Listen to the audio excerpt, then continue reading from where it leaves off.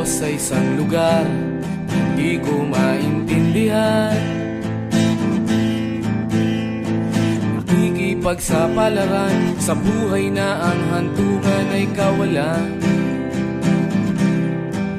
Denumero ang galaw ng tao, bawat gawin ay may presyo. O narito ako sa isang lugar na hindi ko maintindihan. Daing ng tao'y di pinapansin, lilipad ng hangin. Pagkain sa araw-araw, hindi malaman paano pagkakasyahin. Lalong yumayaman kapag mayaman